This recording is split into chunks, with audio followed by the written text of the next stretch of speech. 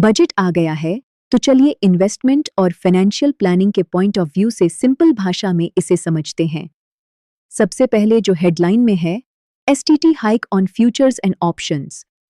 इसका मतलब है फ्यूचर्स और ऑप्शंस में ट्रेड करने वालों के लिए शॉर्ट टर्म ट्रेडिंग थोड़ी महंगी हो जाएगी।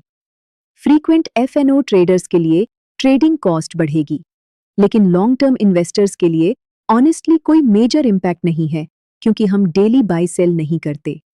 हमारा फोकस होता है बिजनेस ग्रोथ और कंपाउंडिंग, एफएनओ ट्रेडिंग नहीं। अब कॉमन मैन की बात करें, इस बजट में कोई बड़ा फ्रेश टैक्स रिलीफ अनाउंस नहीं हुआ, लेकिन ये एक्सपेक्टेड भी था।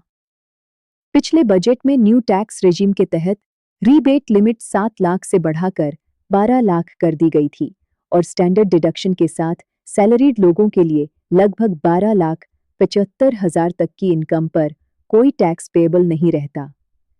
मतलब एक मेजर रिलीफ पहले ही मिल चुका था। इसके अलावा कुछ महीने पहले जीएसटी रेट्स में भी काफी कट्स अनाउंस हुए थे, जिससे कई एसेंशियल गुड्स और सर्विसेज सस्ते हो गए थे। इस बार बजट का फोकस रिलीफ से ज्यादा ग्रोथ बिल्ड करने पर है। इंफ्रास्ट्रक्चर, मैन्युफैक्चरिंग और कैपिटल एक्सपेंडिचर पर स्ट्रॉन्ग पुश दिया गया है। ये सेक्टर्स जॉब्स क्रिएट करते हैं, बिजनेस एक्टिविटी बढ़ाते हैं और लॉन्ग टर्म में इकोनॉमी को स्ट्रॉन्ग बनाते हैं।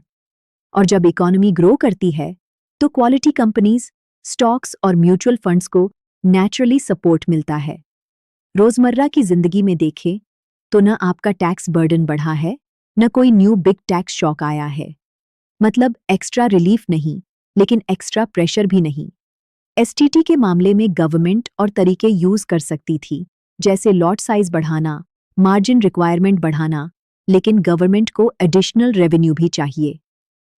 ओवरऑल सिग्नल क्लियर है, स्पेक्यूलेशन कंट्रोल करना है, लॉन्ग टर्म इन्वेस्टिंग को डिस्करेज नहीं।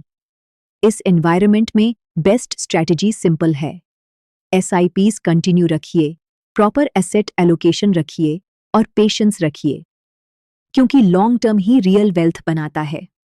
कृपया लाइक करें और सभी के साथ शेयर करें, और ऐसे ही बढ़िया कंटेंट के लिए जरूर सब्सक्राइब करें।